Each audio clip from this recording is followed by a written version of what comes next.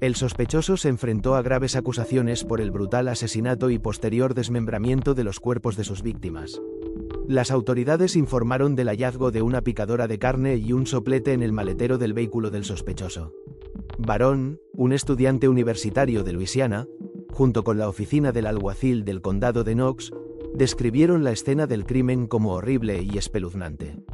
El lugar del crimen se puede describir como un sitio escalofriante y extremadamente aterrador. Según los investigadores, lo que encontraron en el interior recordaba a una reunión de carácter demoníaco. Knox señaló que el incidente ocurrió en noviembre de 2016 en el estado de Tennessee. Una familia amorosa celebraba pacíficamente el Día de Acción de Gracias, sin sospechar los horrores que se avecinaban. Joel y Lisa Gay eran un matrimonio feliz. Los que le rodeaban los consideraban auténticas almas gemelas, pues la pareja había estado casada durante más de 30 años. Invitaron a sus hijos a celebrar el Día de Acción de Gracias en su casa familiar, la misma que 2 días después la policía calificaría como la casa de los horrores. Extremidades esparcidas, olor a productos químicos, una cabeza hirviendo en una olla sobre la estufa. Esta es la espeluznante historia de la horrible muerte de Joel y Lisa Gay. Joel Gay, nacido en 1955, trabajaba como ingeniero de tuberías. Ya tenía 3 hijas de relaciones anteriores cuando conoció al amor de su vida, Lisa. La pareja tuvo un hijo al que llamaron Joel Michael Jr. Joel Michael Jr., como le llamaban, nació en 1988 y fue el único hijo en común de la pareja. Sin embargo, Joel Sr. y Lisa mantuvieron una estrecha relación con las 3 hijas del hombre, una de las cuales describía a Lisa como la mejor madre para todas ellas. Contaba que cuando ella y sus hermanas tenían 3 años, su padre conoció a Lisa, y desde entonces fue como una segunda madre para ellas. Después de 31 años de feliz matrimonio, Joel Sr. planeaba jubilarse y tenía previsto vender su casa en Knoxville, Tennessee. Joel y Lisa esperaban con ilusión poder pasar más tiempo juntos en un merecido descanso. Habían comprado una casa en Gainesville, Tennessee, donde pretendían pasar el resto de sus vidas. Aquel iba a ser el último día de acción de gracias de Lisa y Joel en su casa de Knoxville antes de mudarse. Y, como señaló una de las hijas del hombre, estaban entusiasmados con ello. Querían jubilarse y simplemente disfrutar de la vida. Iba a ser una celebración de su vida en común, ya que esperaban con ilusión una nueva etapa, pero esa etapa nunca llegó. Volvamos al jueves 24 de noviembre de 2016, Día de Acción de Gracias. La pareja invitó a las 3 hijas de Joel Sr. con sus hijos, así como a su hijo Joel Jr., a celebrar juntos el Día de Acción de Gracias. Joel Jr. solía ser reservado y callado, pero Michelle Tyler, su hermanastra, afirma que esta vez se comportó de forma un tanto inusual. Señaló que en este Día de Acción de Gracias, Joel Jr. hizo un esfuerzo considerable por interactuar con los hijos de sus hermanastras, algo que nunca antes había hecho. Tal vez había algo especial en este Día de Acción de Gracias, pensó, ya que era el último en su hogar familiar. Como contó Michelle, ese día fue diferente. Normalmente, papá y Lisa siempre se reían y bromeaban entre ellos. Pero si Joel Jr. estaba cerca, nunca interactuaba con nosotros. Se sentaba en su habitación. El Día de Acción de Gracias fue diferente. Tan pronto como llegué, Joel Jr. entabló una conversación con nosotros. No estoy segura de si siquiera conocía sus nombres, y el hecho de que hablara con ellos resultaba extraño. Ni siquiera sospechaba que iba a ser su último Día de Acción de Gracias como familia. Tras concluir la celebración del Día de Acción de Gracias, las 3 hijas de Joel Sr. se marcharon con sus hijos. Joel Sr. y Lisa Gay se quedaron en casa con su hijo Joel Jr. Joel Jr. tenía su propio apartamento en Baton Rouge, Luisiana. Pero después de las vacaciones, se quedó con sus padres en su casa de Knoxville, donde tenía su propia habitación. Había estudiado varios años en la Universidad Estatal de Luisiana. A pesar del sueño del joven de convertirse en cirujano plástico, abandonó los estudios en 2015 y desde entonces no había trabajado en ningún sitio.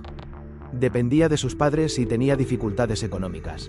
En la tarde del sábado 26 de noviembre de 2016, 2 días después del Día de Acción de Gracias, Lisa Gay fue de compras al supermercado local Walmart.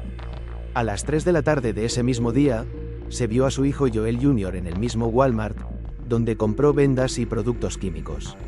Al día siguiente, el domingo 27 de noviembre de 2016, Joel Jr. abandonó la casa de Knoxville para buscar atención médica en la clínica universitaria por unos cortes en el brazo, y se dirigió de vuelta a Baton Rouge para una cita. Estas acciones por sí solas no permitían sospechar nada malo. Pero el lunes 28 de noviembre, Lisa Gay no se presentó al trabajo. Su jefa, Jennifer White, empezó a preocuparse. La empresa donde trabajaba Lisa Gay estaba organizando una fiesta de jubilación, y ella la había perdido. La mujer no respondía ni al teléfono de casa ni al móvil. Preocupada por la seguridad de Lisa Gay, Jennifer llamó al 911 y pidió a la policía del condado de Knox que comprobara el bienestar de la familia Gay. Entonces, ¿con esta complicada categoría? Sí, tengo una compañera de trabajo que hoy no se ha presentado al trabajo, y eso no es propio de ella. He comprobado todos sus números de casa, he comprobado todos los teléfonos móviles, y no puedo contactar con ella. ¿Cómo podemos resolver esta situación? ¿Puede alguien comprobar todos los nombres? Sí. ¿Conoce su dirección? Entiendo. Sí. Es Golden View Lane. Me llamo Jennifer White, Walepep, como mi apellido. Jacobsen Engineering. ¿Y cómo se llama la trabajadora? Lisa Gay, G-U-Y. El nombre de su marido es Joel, J-O-E-L. ¿Deberían estar allí sus hijos? Sí, deberían. Y tienen un perro llamado Jacob, creo que es un gran labrador. Ella debe tener unos 50 años. Ya sabes, tiene problemas de espalda, pero eso es todo. Eso es todo lo que no sé. Y sé que no se han ido sin más, se están mudando, y ella se está yendo de nuestra empresa. No estoy segura de si podrán hacerlo. ¿Cuántas personas hay en su familia? El presidente Rameau. Tengo registros de llamadas. Podemos llamarla para obtener las últimas noticias. Claro, estoy de acuerdo. Tú también puedes. Es una locura pensar en lo que está intentando hacer. El agente asignado para la comprobación fue Steven Bayard. Se acercó a la casa de la familia Gay y llamó al timbre, pero nadie respondió. Rodeó la casa por detrás, pero se dio cuenta de que la puerta estaba abierta, así que no tomó más medidas. Sin embargo, la jefa de Lisa seguía preocupada. 1 o 2 horas después, volvió a llamar al 911 y pidió que se comprobara de nuevo el bienestar de la familia. El detective Steven Bayard se dirigió a la casa por segunda vez, esta vez acompañado por el detective Jeremy McCord. Mirando por la ventana, vieron que la comida, incluidos alimentos perecederos como leche y bacon, estaba esparcida por todo el suelo. Y aunque la casa estaba en venta, las puertas no estaban cerradas por dentro. También notaron que faltaba el pomo de la puerta trasera. Finalmente, Bayard y McCord entraron en la casa por la puerta del garaje. Al entrar, notaron un intenso calor. Fue la primera señal escalofriante del horror que acechaba en el interior. Según Jeremy McCord, en el comedor había 3 cajas de cerveza con alimentos perecederos y una gran cantidad de armas de fuego. Comentó que eso les asustó, ya que no sabían si alguien necesitaba ayuda.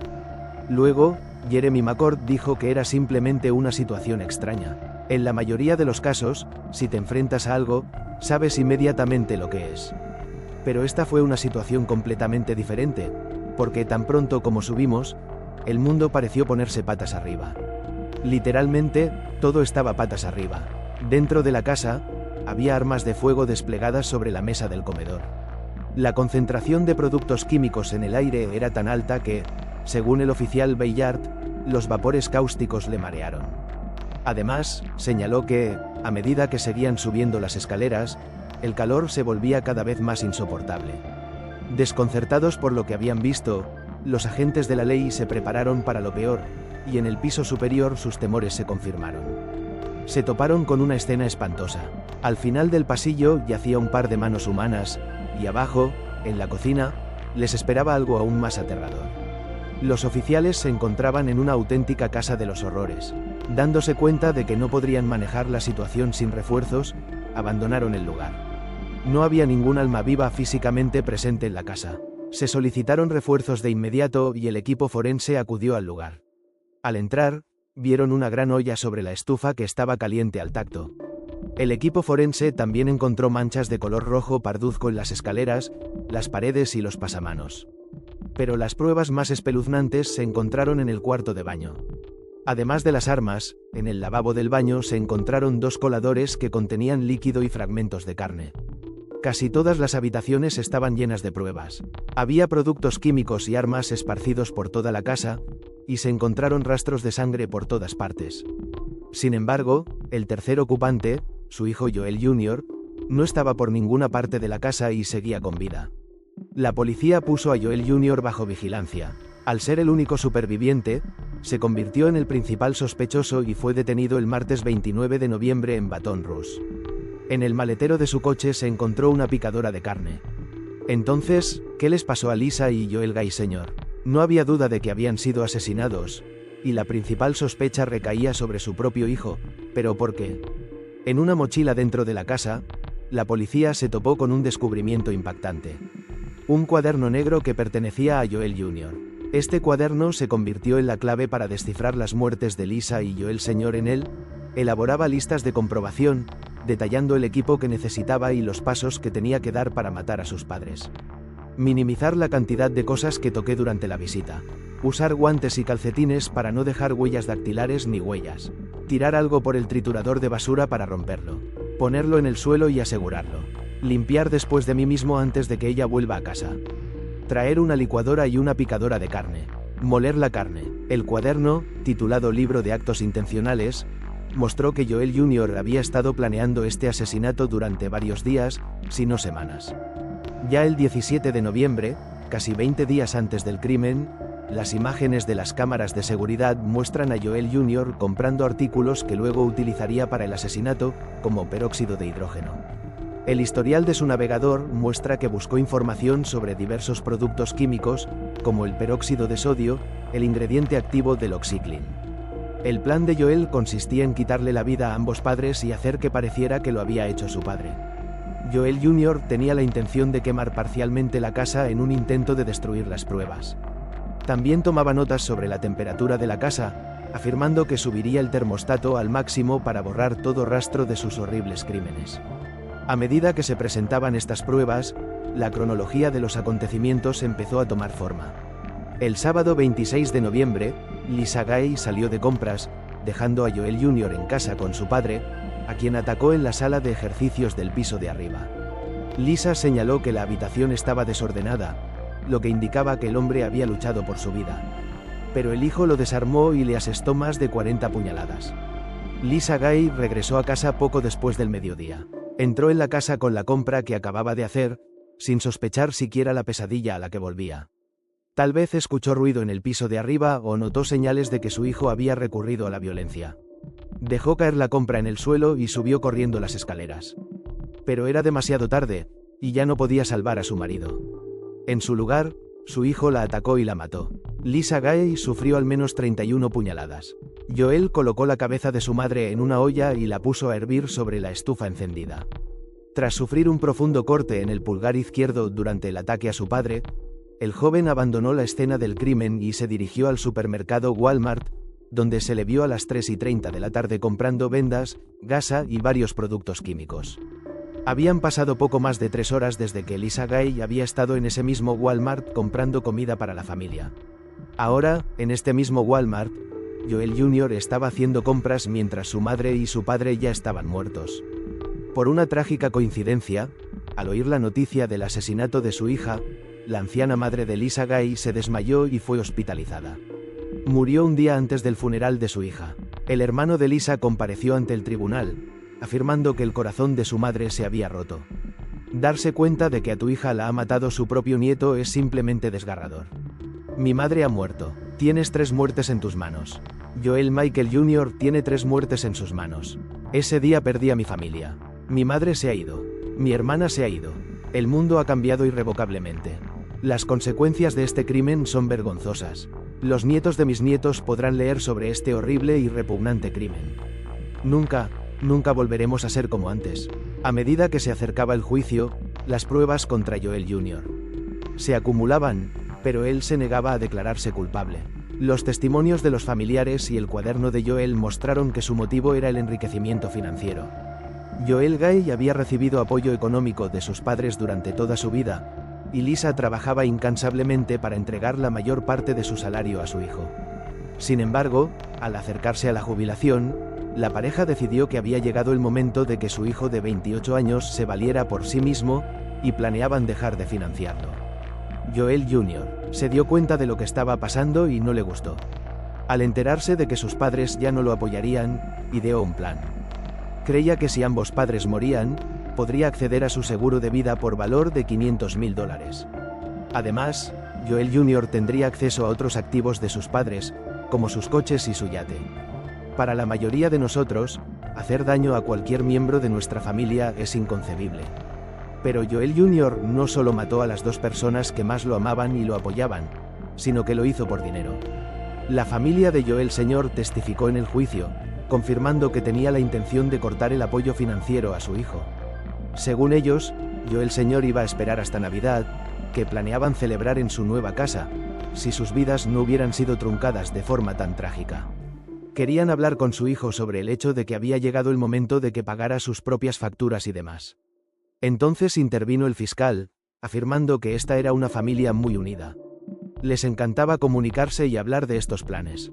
Y no hay duda de que Lisa Gay, que era la que más quería al señor Joel Gay Jr. y era su facilitadora, le había informado de antemano de lo que le esperaba. Ya sabes que eso es exactamente lo que pasó. Si lo discutieron con las hermanas mayores de Joel en octubre y noviembre, sabes que el acusado estaba informado al respecto. Y sabes que su madre se lo dijo. Así que sabía lo que le esperaba. Y es lo suficientemente inteligente como para darse cuenta de que, en cuanto su madre se jubilara, en cuanto dejara su trabajo, ese dinero del seguro desaparecería, no lo conseguiría. Y no estaba acostumbrado a mantenerse a sí mismo y no iba a permitir que le cortaran el grifo. Michelle Tyler, la hermanastra de Joel Jr., reveló otro siniestro detalle. Informó de que había visto un contenedor azul en el coche de Joel Michael Jr. durante la celebración del Día de Acción de Gracias 2 días antes de los asesinatos. Fue en este contenedor azul donde Joel Jr. colocó los productos químicos y partes de los cuerpos de sus padres.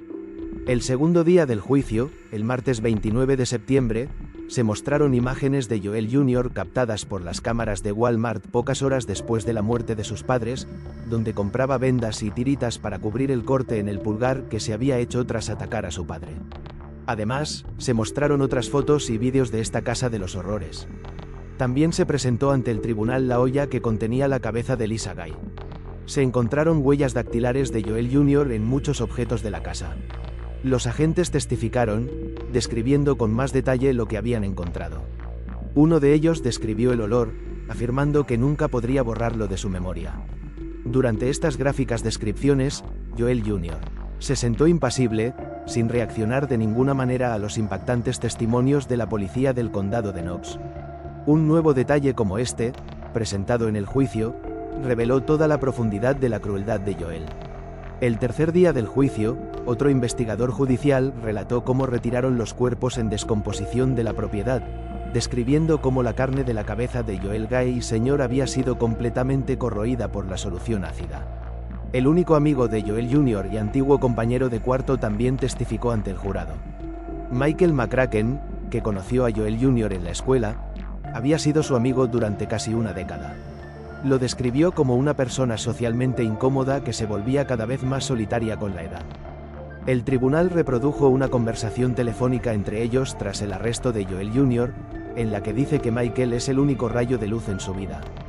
Joel Jr. escuchó las impactantes pruebas y los desgarradores testimonios de familiares y seres queridos de sus padres asesinados.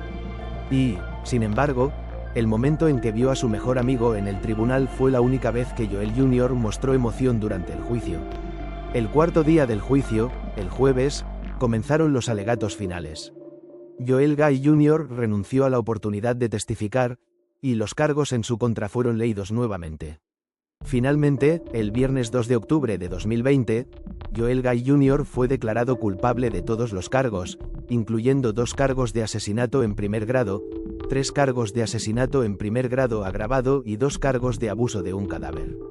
Joel fue declarado culpable por unanimidad de los 7 cargos. Se presentaron más de 700 pruebas ante el tribunal. Joel Gay Jr. sigue encarcelado y se encuentra recluido en el complejo correccional del noroeste de Tennessee. Su condena será de 104 años, y será elegible para la libertad condicional el 30 de abril de 2036.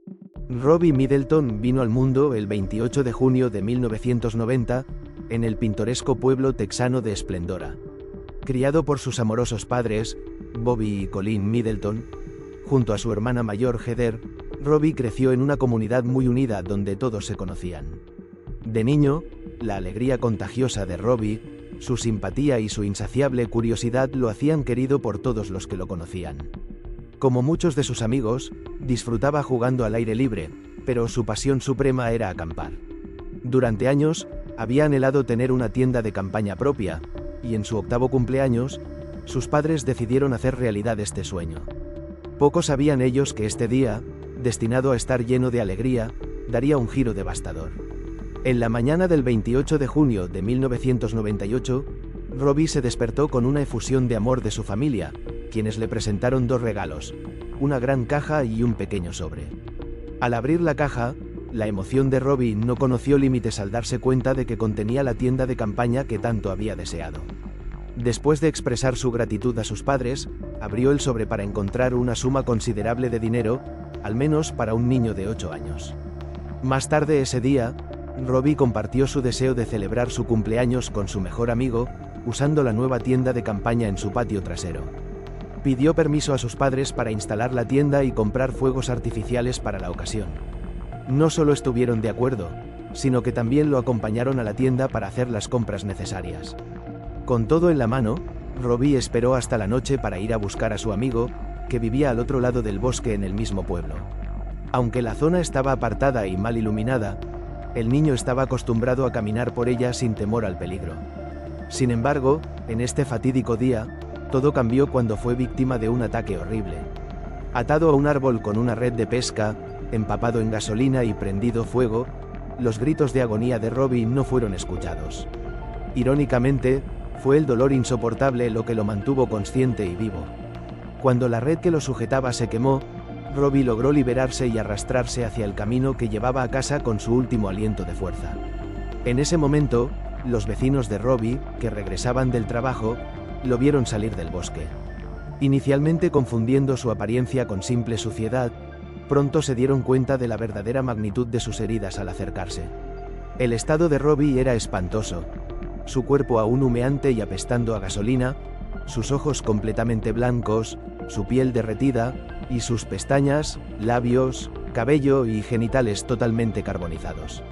Al notar el humo que se elevaba sobre el bosque, uno de los vecinos corrió para asegurarse de que el fuego no se estaba extendiendo.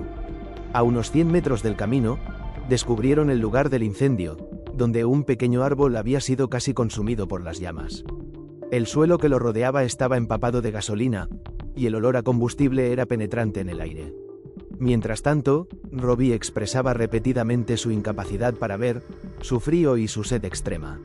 Algunos lugareños trajeron agua, una manta y hielo, pero afortunadamente, una persona presente tenía algunos conocimientos de primeros auxilios para quemaduras.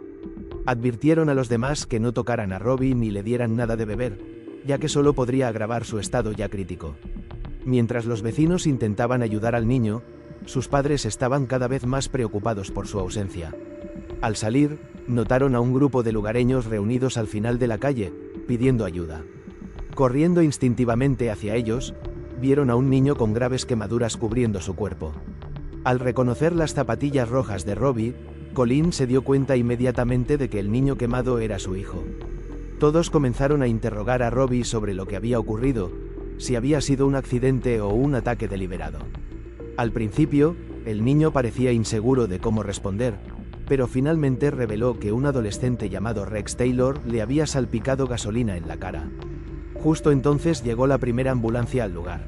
Robbie fue rápidamente trasladado a un pequeño hospital en Houston, pero debido a la gravedad de sus heridas, fue trasladado inmediatamente a un centro médico en Galveston. Más tarde, los padres de Robbie fueron informados de que el 99% de la superficie de su cuerpo estaba afectada por quemaduras de tercer grado, lo que esencialmente indicaba que sus posibilidades de supervivencia eran casi inexistentes. Robbie fue llevado rápidamente a cirugía, durante la cual se eliminó la mayor parte de su piel quemada y comenzó el proceso de reemplazarla con piel cultivada en laboratorio. La única zona de su cuerpo que quedó intacta fue un pequeño parche en su pierna derecha, que los especialistas utilizaron para cultivar miles de pequeños injertos de piel para su posterior trasplante. Desafiando todos los pronósticos sombríos, Robbie sobrevivió, aunque su existencia se convirtió en un ciclo interminable de estancias en diversas instalaciones médicas. La investigación de las circunstancias del incidente comenzó al día siguiente. El interrogatorio a los vecinos de Robbie reveló que había identificado a un adolescente llamado Rex como su agresor. Sin embargo, Rex afirmó que él y sus amigos estaban nadando en el río en el momento del suceso. Dada su disposición a cooperar con la investigación, los detectives los descartaron como sospechosos. Sin pistas, la investigación llegó a un punto muerto. Sin embargo, pronto surgió un nuevo sospechoso, Donald Wilburn Collins, un joven de 13 años con una reputación dudosa. Según la información disponible, nació en 1985, y se sabe poco sobre sus padres y su educación. Su madre falleció cuando él tenía alrededor de 8 años, lo que le llevó a mudarse con su padre, de quien probablemente adoptó hábitos perjudiciales como fumar y beber alcohol. Cuando el padre de Donald fue encarcelado, comenzó a saltar de un pariente lejano a otro hasta que su tío y su tía maternos lo acogieron, residiendo en el mismo pueblo que la familia de Robbie.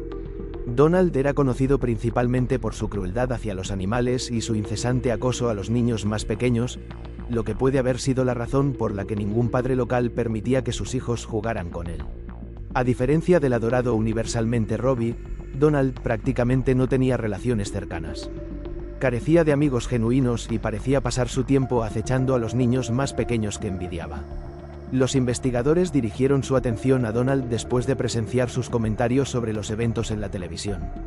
El adolescente dio varias entrevistas improvisadas a 2 canales de noticias diferentes, especulando sobre cómo Rex podría haber prendido fuego a Robbie. Sin embargo, durante estas conversaciones con los periodistas, Donald mencionó detalles que solo alguien presente en el bosque en el momento del ataque podría haber conocido. También reveló inadvertidamente que recientemente había jugado con gasolina y se había quemado la mano, y que el incidente con Robbie lo perseguía en sus pesadillas. El 31 de julio de 1998, en un esfuerzo por profundizar en la investigación, los detectives se reunieron con Robbie y su madre, grabando su conversación. Según el niño, no tuvo tiempo de ver a su agresor, ya que se acercaron a él por detrás. Robbie recordó haber visto un trozo de papel, un bote y varios perros. Además, mencionó haber oído el cierre de una puerta de coche poco antes de ser incendiado. Pensó que uno de los atacantes podría haber sido Donald, ya que reconoció su voz, pero también mencionó una voz perteneciente a un individuo mayor. Cabe señalar que durante la conversación, Robbie estaba bajo la influencia de un dolor significativo y sedantes, lo que puede haber nublado sus pensamientos. En consecuencia, su testimonio debía ser considerado con cautela.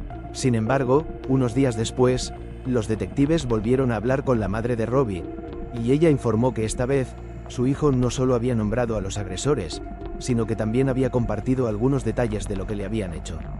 Basándose en esta información, los investigadores obtuvieron una orden de arresto para Donald.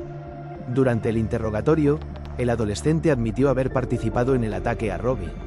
Cabe destacar que, una vez en un centro de detención de menores, amenazó repetidamente a otros adolescentes, jurando quemarlos de la misma manera que a Robbie.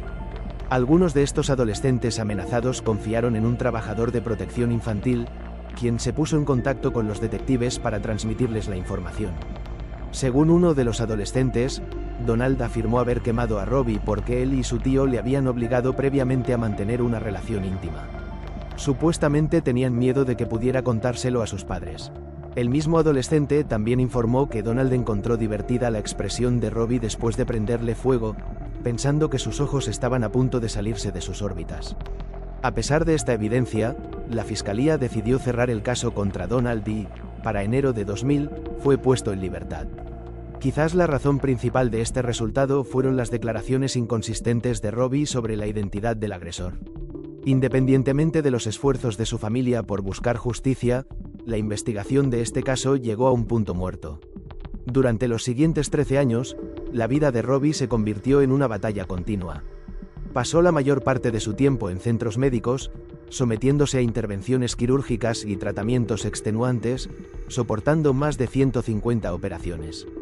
Sin embargo, su espíritu nunca flaqueó. Con el apoyo inquebrantable de su familia, se convirtió en un verdadero símbolo de resiliencia y valentía. Sorprendentemente, Robbie incluso logró retomar una vida normal y volver a la escuela. Sin embargo, no todo fue tan idílico como él había esperado, ya que algunos compañeros de clase comenzaron inmediatamente a burlarse de su apariencia. No obstante, a través de la fuerza de voluntad y la aceptación de la realidad, Robbie encontró muchas personas comprensivas en su entorno.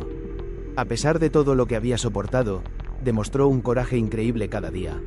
Además, no solo se preocupó por sí mismo, sino que también se reunió con frecuencia con otras víctimas de delitos similares, convirtiéndose en un protector para ellas. Incluso inició una campaña de recaudación de fondos para la investigación en trasplantología. Su compasión y dedicación sirvieron como un recordatorio constante de lo que realmente importa. Mientras Robbie se convertía en un auténtico modelo a seguir para muchos ciudadanos, Donald continuó por un camino criminal. En 2001, a la edad de 16 años, fue condenado por un delito contra la integridad sexual de un niño de 8 años, lo que le valió una condena de 4 años de prisión. Tras su liberación, su vida se convirtió en una serie de acontecimientos marcados por encarcelamientos regulares. Es importante señalar que Robbie nunca dudó realmente de que Donald fuera responsable de lo que le ocurrió. Quizás por eso, en 2010, él y sus seres queridos presentaron una demanda civil acusando a Donald de intento de asesinato. Un rayo de esperanza para la justicia surgió cuando los Middleton buscaron la ayuda de Craig Sico, un abogado civil que les ayudó a presentar la demanda contra Donald. La estrategia de Craig consistía en obtener una copia del informe policial y encontrar motivos legales para reabrir el caso penal. Posteriormente, logró adquirir los principales materiales de la investigación, tomar la declaración de uno de los detectives y hablar con los médicos de Robbie. Trágicamente, mientras el juicio estaba en curso, el estado de Robbie se deterioró bruscamente. A pesar de su valiente lucha contra todas las consecuencias del ataque, le habían diagnosticado cáncer de piel, que finalmente le quitó la vida a finales de abril de 2011. En un último acto de valentía, grabó un vídeo de 27 minutos en el que reveló la verdad sobre lo ocurrido aquel fatídico día, así como algunos otros detalles que había ocultado cuidadosamente todo este tiempo. Robbie reveló que unas semanas antes del incendio, Donald le había llevado por la fuerza al mismo lugar y le había obligado a mantener una relación íntima. Robbie afirmó que solo accedió a ello porque había sido testigo de que Donald hacía lo mismo con otro niño de 8 años. Además, mencionó que el día en que Donald prendió el fuego, creyó oír la voz de un hombre adulto, que podría haber sido el tío del agresor. Tras grabar este testimonio, Robbie falleció. Unos días después, decenas de personas asistieron a su funeral para rendirle homenaje. Mientras los seres queridos de Robbie lloraban su tremenda pérdida, su abogado persistió en el juicio, introduciendo nuevas pruebas en el caso. A principios de septiembre de 2011, Donald, que recientemente había estado cumpliendo condena en prisión, fue puesto en libertad una vez más. 3 meses después, se celebró otra vista en un tribunal civil. Tras ver el testimonio en vídeo grabado por Robbie en sus últimos días, el jurado alcanzó un veredicto simbólico, obligando a Donald a pagar a la familia del niño la asombrosa cantidad de $150.000 millones en daños y perjuicios. Esta suma estableció un nuevo récord en la historia de los litigios civiles en Estados Unidos.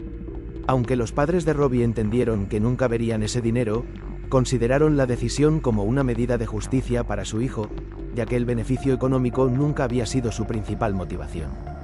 Con la conclusión del juicio civil, la oficina del sheriff del condado de Montgomery declaró la reapertura de la investigación, una tarea formidable que implicó más de 200 entrevistas con potenciales testigos y testimonios de expertos de diversos campos. Los investigadores volvieron a interrogar a casi todos los testigos anteriores y localizaron a los que no habían declarado en 1998. 2 de estos testigos resultaron fundamentales para el caso. Uno de estos testigos era la prima de Donald, quien reveló que en la noche del incidente, su hermano había admitido haber atado a Robbie a un árbol con una red de pesca, rociarlo con gasolina y prenderle fuego. Añadió que cuando informó a un familiar de esta confesión, le aseguraron que los adultos se encargarían de la situación. El caso estaba plagado de complejidades legales, en gran parte debido a la edad de Donald, 13 años, en el momento del crimen. Sin embargo, todos los implicados estaban decididos a buscar justicia para Robbie y su familia, y a asegurarse de que Donald no quedara en libertad. En 2012, el fiscal principal de la investigación solicitó al Tribunal de Distrito que juzgara a Donald como adulto, a pesar de su condición de menor en el momento del delito. El juez de distrito, en su respuesta oficial, Se limitó a señalar que los fiscales tienen la facultad de considerar los casos de menores como adultos, sin ofrecer directrices específicas para este caso. En última instancia, el fiscal trató de responsabilizar a Donald como adulto en virtud de una ley del estado de Texas de 1999, promulgada un año después del ataque a Robbie. Antes de esta legislación, la edad mínima para juzgar a los adolescentes como adultos era de 14 años, pero las nuevas normas la redujeron a 10. El fiscal argumentó que, dado que la muerte de Robbie se produjo en 2011, las nuevas normas deberían aplicarse a Donald.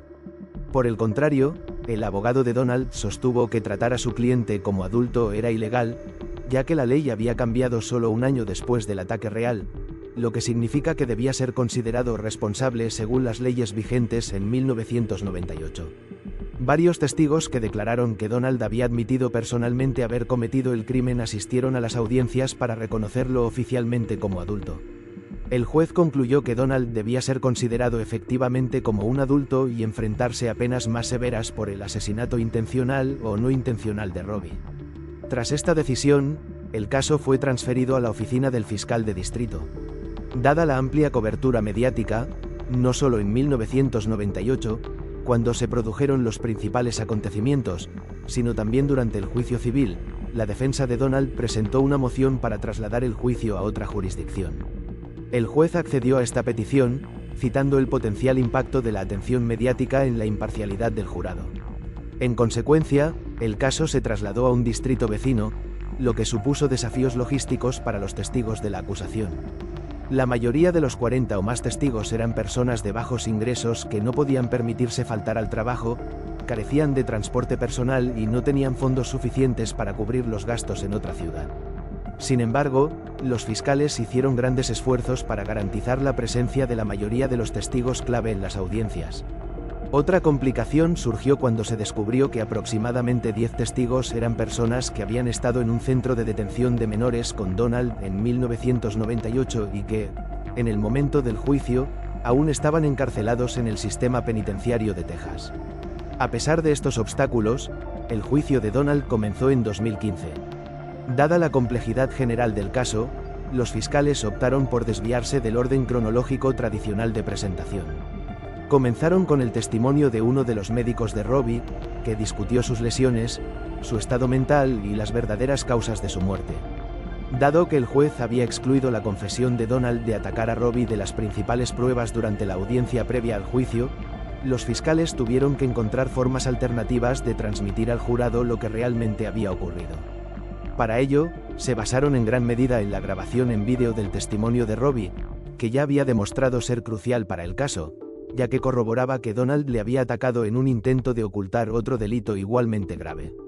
El jurado vio el vídeo varias veces, en el que Robbie afirmaba que el acusado le había prendido fuego en algún momento después de obligarle a mantener una relación íntima. El fiscal principal estaba convencido de que Donald había prendido fuego a Robbie para ocultar otro delito y evitar que el niño lo revelara a alguien. Aunque la víctima afirmó haber oído la voz de un hombre adulto durante el ataque, la investigación no encontró pruebas de la presencia de un extraño. Mientras los 12 miembros del jurado observaban atentamente el testimonio final de Robbie, Donald se apartó ostensiblemente del monitor y se sumergió en la lectura. Sus abogados se opusieron inmediatamente, acusando a los fiscales de manipular intencionadamente las emociones del jurado, ya que no podían aportar el testimonio de testigos directos del incidente. En un momento del proceso, la acusación llamó a declarar a la prima del acusado. La mujer testificó que Donald le había confesado que había atacado a Robbie. Además, los fiscales convocaron a los antiguos compañeros de celda de Donald del centro de detención de menores donde estuvo encarcelado en 1998. Cada testigo confirmó que el acusado había admitido su participación en el crimen. Cabe destacar que la acusación también abordó los otros delitos de Donald, mencionando específicamente la agresión a la integridad sexual de una niña de 6 años y un niño de 8. El 9 de febrero de 2015, un jurado compuesto por 7 mujeres y 5 hombres declaró a Donald Wilburn Collins, de 29 años, culpable de asesinato y lo condenó a 40 años de prisión. Al escuchar el veredicto, el condenado no mostró ninguna emoción. Colleen, la madre del difunto Robbie, expresó su convicción de que su hijo habría estado satisfecho con este resultado, ya que Donald no volvería a representar una amenaza para ningún niño. La mujer fue llamada a declarar incluso durante la fase de sentencia para compartir historias sobre su hijo y las tribulaciones que su familia había soportado a lo largo de los años.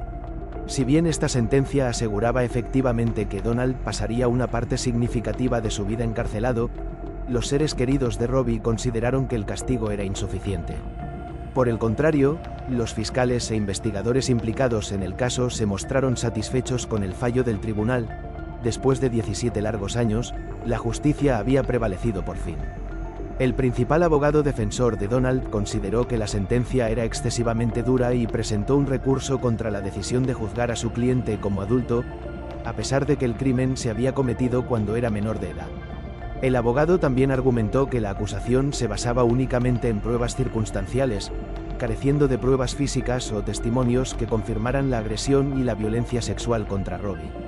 A pesar de los argumentos y esfuerzos del equipo de defensa de Donald, 3 tribunales de apelación confirmaron la condena, con la decisión final dictada en octubre de 2017. Habiendo agotado todas las apelaciones a nivel estatal, parecía probable que los abogados de Donald recurrieran al Tribunal Federal. Sin embargo, no pude encontrar confirmación de que se hubiera presentado un nuevo recurso. En la actualidad, Donald sigue encarcelado en una prisión de máxima seguridad de Texas, y no podrá optar a la libertad condicional hasta 2053. La historia de Robbie Middleton es, sin duda, un doloroso recordatorio de las profundidades de la crueldad humana y de la extraordinaria fuerza y coraje de un joven que luchó hasta su último aliento. Robbie soportó horrores inimaginables en su búsqueda de una vida normal, logrando finalmente la justicia, pero a un costo inconmensurable. ¿Alguna vez te has preguntado qué secretos horripilantes podrían esconderse detrás de las puertas cerradas de las casas vecinas? Las familias que parecen perfectas a primera vista pueden estar inmersas en oscuras profundidades, donde se guardan historias terribles capaces de impactar incluso a los individuos más resilientes. 2022 Rocío una tragedia estalasa vs Lee Slaughter, Luisiana. Fue una historia que indignó no solo a los residentes locales, sino a todo un estado, y conmocionó a la comunidad nacional. La historia de Lacey Fletcher, una chica cuya trágica muerte obligó a la sociedad a contemplar la indiferencia, las relaciones familiares y la responsabilidad hacia nuestros seres queridos. La noche del 3 de enero de 2022, Sheila Fletcher llamó al 911. Informó que su hija no respiraba. Cuando la policía y el personal médico llegaron a la escena, se quedaron impactados por lo que vieron. El cuerpo de Lacey, tendido en el sofá, se había convertido en parte del mobiliario, su piel tan profundamente fusionada con la tapicería después de años de inmovilidad. Esto era más que un caso de incompetencia o asterisco. Era un sistema donde la indiferencia se había convertido en la norma y el sufrimiento había sido ignorado durante años. Lo que el personal médico descubrió en la escena fue el mayor shock. Según el forense Joel Bicom, era el peor caso de su carrera. Lacey, que tenía una forma severa de autismo, se vio obligada a pasar la mayor parte de su vida en el sofá, y su condición física indicaba que probablemente había permanecido inmóvil en él durante más de 10 años. Murió lenta y dolorosamente durante los últimos 12 años. Su piel estaba cubierta de profundas úlceras por presión, y sus músculos estaban casi completamente atrofiados. Su peso no excedía las 83 libras, 38 kilogramos. Esto no era solo una consecuencia de la negligencia, era un cruel aislamiento que había durado décadas. El cuerpo de Lacey yacía en el sofá, pero no solo estaba tendido allí, literalmente se había convertido en parte del mobiliario. Su piel se había fusionado con la tapicería debido a años de inmovilidad. Estaba desnuda, excepcionó por una pequeña camiseta azul que apenas cubría su pecho. Sus piernas cruzadas estaban profundamente hundidas en la suave tapicería del sofá, que estaba cubierta por una capa de excrementos. Como resultado, las graves úlceras en su cuerpo, especialmente en la parte inferior, parecían como si se hubieran podrido hasta el hueso. Su rostro estaba enmarcado por grandes manchas rojas. Estas estaban esparcidas por todo su cuerpo, incluso llegando a su cabello y orejas. Los gusanos se arrastraban por todo su cuerpo, dejando rastros, y numerosas picaduras de insectos solo intensificaban su sufrimiento. En algunas áreas, la piel había desaparecido. En otras áreas de su espalda y glúteos, el cuerpo se había vuelto tan negro que era difícil entender que esto había sido recientemente una persona viva. Al mismo tiempo, toda la casa parecía bien mantenida y perfecta, excepcionó por esta horrible escena previa a la muerte. Cerca había muebles bien cuidados, una cómoda ordenada con ropa doblada, botellas de loción y toallitas húmedas. Todo esto creaba un extraño contraste con las horribles condiciones en las que se mantenía a Lacey. El olor en la habitación era tan insoportable que algunos especialistas no pudieron realizar sus tareas. El forense Joel Bickham luego admitió que este caso era el peor de toda su carrera. Dijo que Lacey murió de una manera muy dolorosa y durante mucho tiempo. Según el informe del forense, la condición del cuerpo de Lacey indicaba que había estado en una posición móvil en el sofá durante más de 10 años. Su piel estaba cubierta de profundas úlceras por presión y sus músculos prácticamente se habían atrofiado. Joel Bickham, el forense, declaró: «He trabajado con cientos de casos, pero nunca había visto nada como esto. Esto no era solo indiferencia. Parecía una privación lenta y sistemática de la vida». Otro aspecto crucial fue la horrible condición de los órganos de Lacey debido a años de desnutrición. Su peso era de solo alrededor de 83 libras, 38 kilogramos. Era como una escena de una película de terror, pero esto era la realidad, dijo uno de los miembros del jurado que luego compartió sus impresiones de lo que había visto. Uno de los hechos más llamativos fue que el resto de la casa Fletcher parecía bien mantenida. Mientras Lacey vivía en condiciones terribles, otras habitaciones parecían limpias y ordenadas. Aparatos caros estaban en la cocina y la sala de estar estaba decorada con símbolos religiosos. Los defensores de la familia intentaron explicar el comportamiento de los padres como estrés y agotamiento. Sin embargo, muchos expertos que trabajaron en el caso señalaron que los Fletcher tenían opciones pero conscientemente no usaron ninguna oportunidad para ayudar a su hija. Para entender cómo pudo suceder esto, vale la pena mirar a la familia Fletcher desde otra perspectiva. 1995 Rozi Kasim, Azasnovana v. Sloteri. Sejla tak ley Fletcher Bully Predstavnikami Typowiza Sobib Masoboy Informacji. Eran miembros activos de la comunidad, Sheila incluso CUP o con acento agudo varios cargos en la administración de la ciudad y Clay trabajaba para una organización benéfica. Su hija, Lacey, era adorada por los vecinos como una niña brillante y sonriente. En los primeros años, ella podía socializar y comunicarse normalmente con otras personas.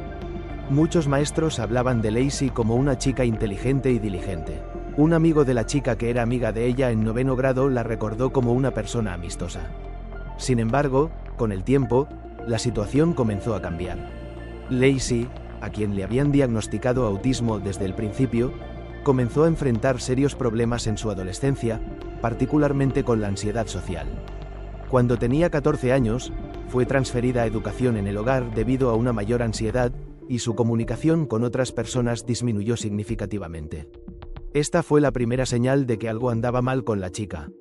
Pero incluso entonces, cuando Lacey se estaba distanciando del mundo, sus padres parecían no prestar atención. Lacey asistió a un psicólogo durante 3 años.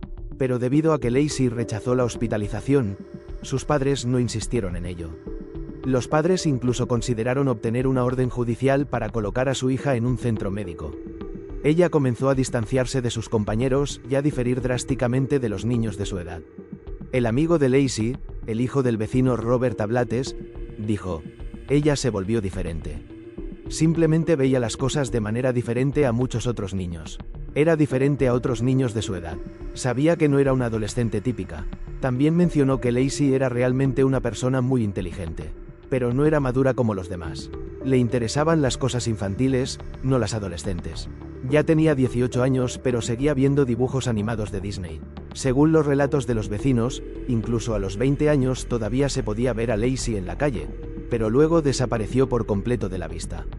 Sus padres explicaron esto diciendo que a Lacey simplemente no le gustaba comunicarse con la gente. Sin embargo, su ausencia se hizo cada vez más obvia. Todos los vecinos la consideraban solo una chica tímida a la que no le gustaba salir en público. Detrás de las puertas cerradas de la casa Fletcher, se estaba desarrollando una terrible tragedia. Lacey, dada su enfermedad, necesitaba ayuda y atención constantes. Sin embargo, en lugar de buscar ayuda o apoyo de la sociedad, sus padres la encerraron entre 4 paredes. Nunca dejaron entrar a los trabajadores sociales, incluso rechazando la asistencia. A Lacey simplemente no le gustan los extraños, respondía Sheila cuando los servicios sociales intentaban entender cómo estaba su hija. Pensábamos que solo era tímida, confesó un vecino. Sus padres siempre decían que Lacey estaba bien, que simplemente no le gustaba comunicarse con la gente. Parecía plausible y no insistí. Durante la investigación, la policía encontró viejas fotografías de Lacey, donde estaba con amigos en eventos familiares. En estas imágenes, se veía feliz, pero cuanto más buscaban, más descubrían imágenes donde estaba claramente demacrada y descuidada. Esto planteó nuevas preguntas. ¿Por qué los padres seguían documentando la condición de su hija pero no buscaban ayuda? Lacey Fletcher, una chica que se convirtió en víctima de un y negligencia por parte de sus padres, murió en 2022, y su historia conmocionó incluso a los críticos más duros de los servicios sociales y las fuerzas del orden. Los padres de Lacey, Sheila y Clay Fletcher, fueron acusados de la muerte de su hija debido a un desprecio intencional por su salud y la negativa a brindar atención médica. Todos estos eventos se conocieron solo después de su muerte, cuando comenzó la investigación. Pero los hechos revelados durante la investigación provocaron una indignación increíble. Lacey tenía la oportunidad de sobrevivir si sus padres hubieran buscado ayuda médica. Sufría de desnutrición y deshidratación severas, lo cual era evidente días antes de su muerte. En cambio, sus padres se negaron a reconocer la gravedad de la situación y, en última instancia, esto le costó la vida, como se encontró en los documentos de investigación del tribunal. Lacey fue encontrada muerta en su habitación, tirada en el suelo. Su cuerpo estaba agotado al límite, sin fuerzas ni siquiera para un movimiento elemental. Su peso era críticamente bajo, casi un 50% menos de lo normal. Su piel estaba pálida y arrugada debido a la deshidratación completa.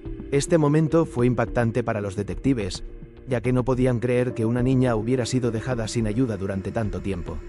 Durante la investigación, establecieron que la niña no había visitado a un médico durante 16 años, siendo su última cita médica a los 20 años.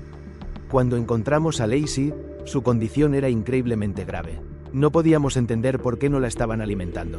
Estaba completamente exhausta. Su cuerpo ya no podía soportar tales condiciones. Esto no fue un incidente. Fue una negligencia consciente. Se mencionó en el interrogatorio del detective de policía. Uno de los momentos más impactantes que causó indignación general del público fue cómo reaccionaron los padres de Lacey ante su condición.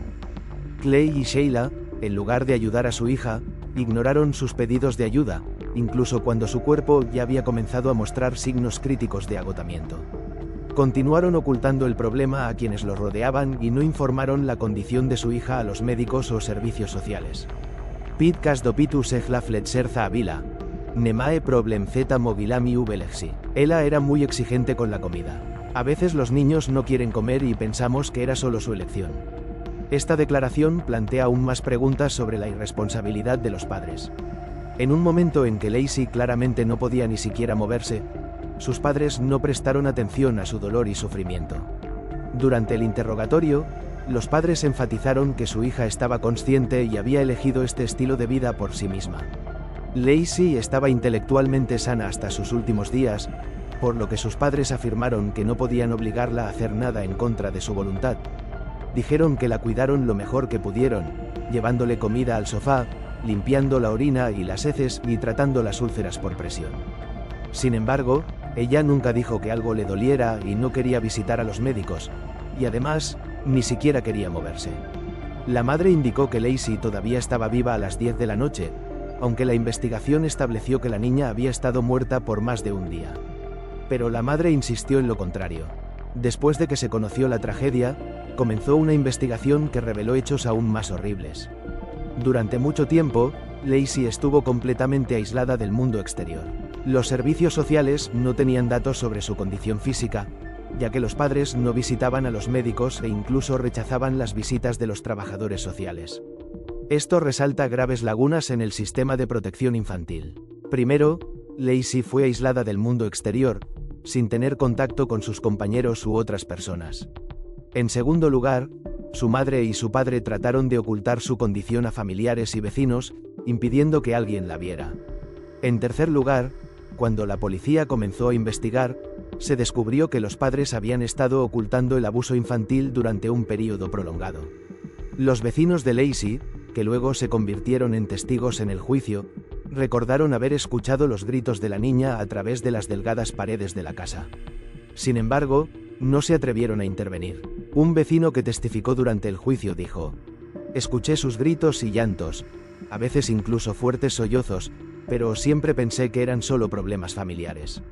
Nunca sabemos realmente lo que sucede detrás de las puertas cerradas, así que no le presté atención. Ahora me arrepiento de no haber ayudado».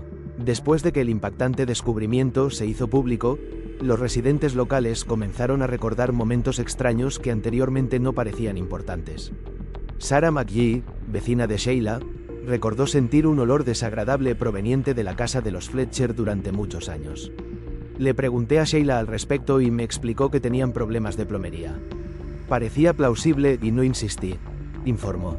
Los periodistas locales descubrieron que, a pesar de las numerosas solicitudes de los servicios sociales, la familia Fletcher se negó a dejarlos entrar en su casa. Esto provocó indignación en la comunidad. «Si solo hubiéramos sabido, podríamos haber ayudado», dijeron los vecinos. Los abogados de Clay y Sheila Fletcher intentaron explicar el comportamiento de los padres como resultado del agotamiento emocional y la depresión. Argumentaron que la pareja estaba atrapada en sus miedos y no podía comprender la gravedad total de la situación. Amaban a su hija pero no podían salir de este círculo cerrado, afirmaron los abogados. Sin embargo, la comunidad se indignó por tales argumentos, ya que nadie podía entender cómo se podía dejar a un niño sin asistencia médica en una condición tan crítica. Las consecuencias de esta tragedia todavía se sienten hoy. La comunidad local no puede recuperarse del shock, ya que esta era una familia que todos consideraban ejemplar. Después de que la historia se hizo pública, se estableció un memorial en memoria de Lacey. Se convirtió en un símbolo de la tragedia causada por la indiferencia y la crueldad.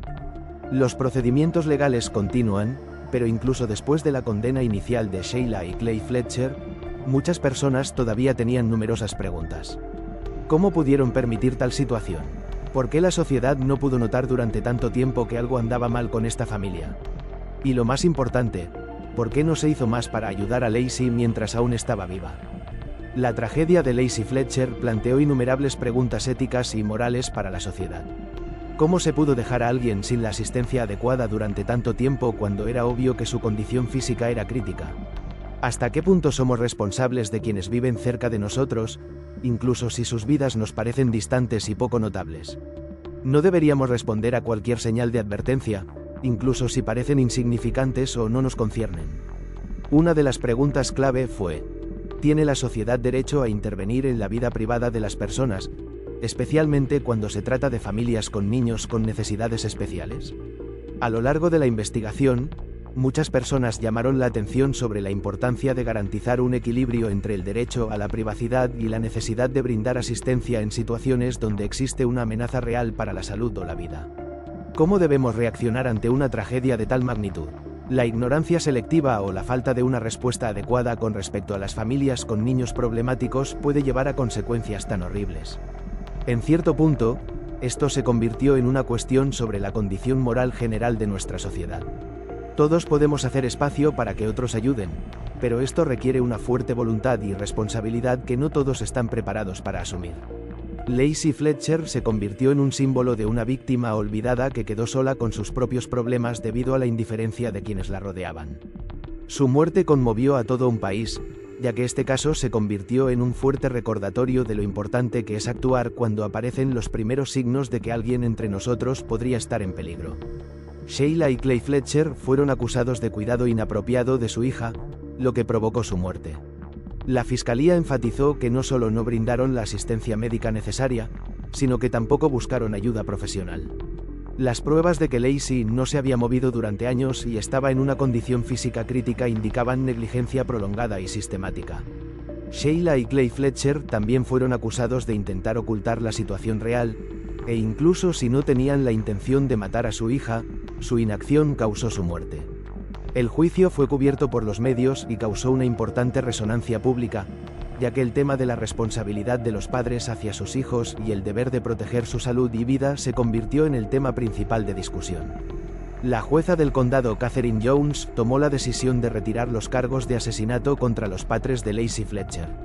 La razón principal de esto fue un error en la redacción de la acusación, sobre el cual la defensa llamó la atención. Zadna Castina, Klei Segla Fletcher, Esvineni Bit Kupana, Maut $300.000 BSSA Za Odinrik. Esta decisión se tomó poco antes del juicio planeado programado para junio de 2023. A pesar de que los cargos iniciales fueron retirados, el fiscal Sam Dakula declaró su intención de presentar el caso para reconsideración a otro gran jurado. A través de esto, la posibilidad de responsabilizar a los Fletcher permanece, y aún pueden recibir el castigo que merecen. A pesar de toda la tragedia, la historia de Lacey Fletcher se convirtió en un poderoso catalizador para el cambio. En Luisiana, se introdujeron nuevas medidas para prevenir incidentes similares en el futuro. Esos cambios en las leyes de servicios sociales les brindarían más oportunidades para ayudar a los niños en riesgo de abuso o negligencia en una etapa más temprana. Muchas personas se volvieron más atentas a los niños y las personas con necesidades especiales en sus comunidades. Se creó un memorial en honor a Lacey, donde los residentes locales se reúnen cada año para conmemorar su memoria y recordarse la importancia de ser responsables por las vidas de quienes necesitan ayuda. La comunidad local se dio cuenta de que incluso si alguien parece aislado o inactivo, no significa que no requiera apoyo. Aprenden a ser más empáticos, a prestar atención a las personas que los rodean, especialmente cuando aparecen los primeros signos de que podrían estar en una situación difícil. Historia Lexi Fletcher e tragic nou leccieu de Leau vecinas. Es un recordatorio de lo importante que es actuar cuando vemos que algo irreparable le está sucediendo a alguien cercano a nosotros o a nuestros vecinos. No tenemos derecho a permanecer indiferentes ante el sufrimiento de los demás. A veces, incluso el más mínimo paso que demos para ayudar a otra persona puede salvar una vida. Lacey no pudo escapar del horror que se desarrollaba en su vida, pero su historia se convirtió en un llamado para que todos nosotros no permitamos que tragedias similares se repitan. La sociedad debe aprender a ser atenta y compasiva con quienes no pueden buscar ayuda por sí mismos. En última instancia, todos somos responsables los unos de los otros, y es nuestro deber garantizar la seguridad, el apoyo y el respeto por cada individuo. Parecía que en la familia Routier reinaba la felicidad y la armonía, eran un modelo a seguir para los demás. Pero en esa fatídica noche, cuando ocurrió el ataque, Darren dormía en el segundo piso de la casa con su hijo menor, Drake.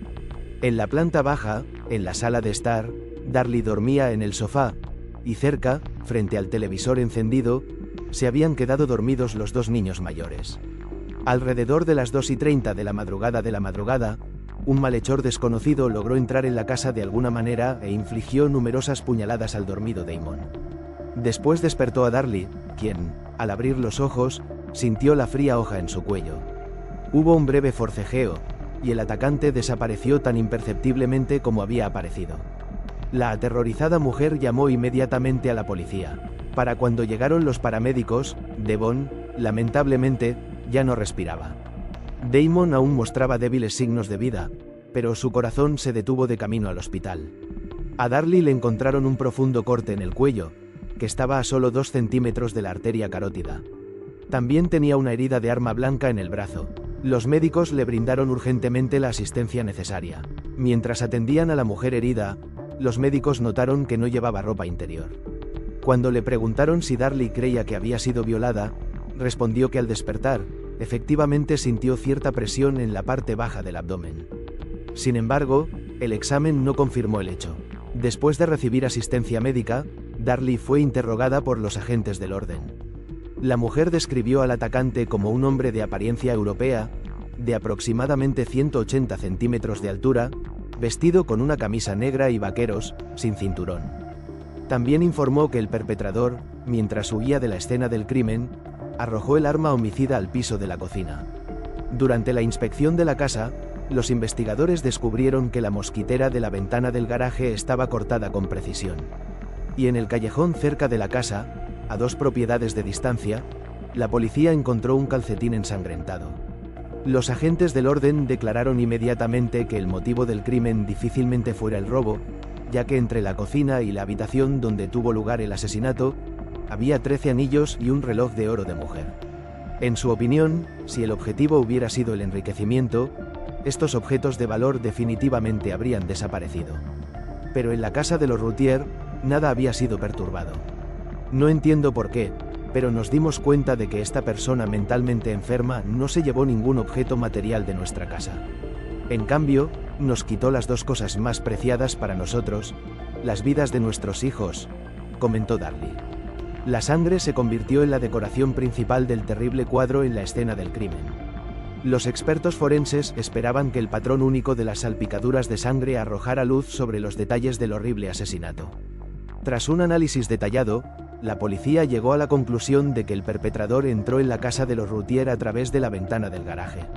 Según Darlie, ella estaba dormida cuando el atacante les quitó la vida a sus dos hijos. La mujer solo se despertó cuando sintió la hoja tocando su cuello. Se produjo una breve lucha, tras la cual el malhechor huyó por el garaje.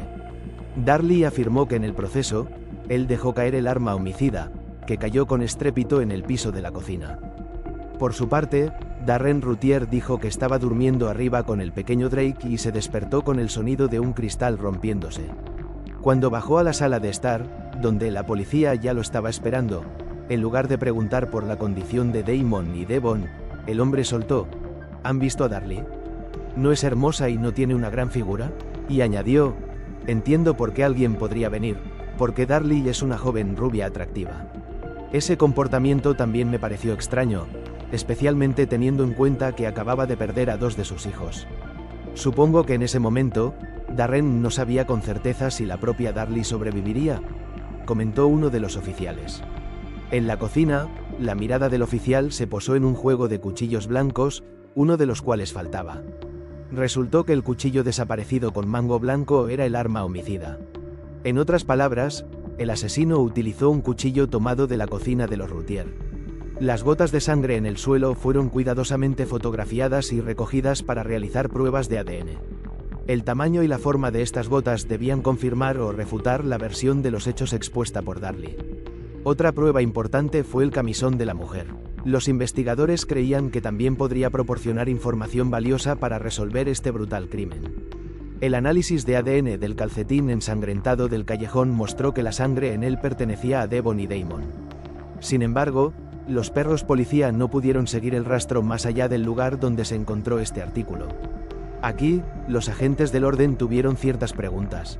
¿Por qué el perpetrador dejó el arma homicida en la casa, pero tomó el calcetín y lo tiró en el callejón? ¿Y por qué lo dejó a plena vista, en lugar de tirarlo a la basura o a una alcantarilla? Los investigadores también encontraron otras inconsistencias.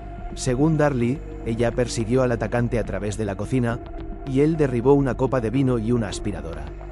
Pero en el suelo, los fragmentos de vidrio estaban encima de las gotas de sangre, y no había cortes en los pies de la mujer. Debajo de la aspiradora volcada también se encontraron muchas salpicaduras de sangre, y su rueda dejó una huella sangrienta en el suelo. Parecía que Darlie había corrido por la cocina antes de que se rompieran los platos y se volcara la aspiradora. Además, se encontró una mancha de sangre en el mango de la aspiradora. El análisis genético mostró que pertenecía a Darlie.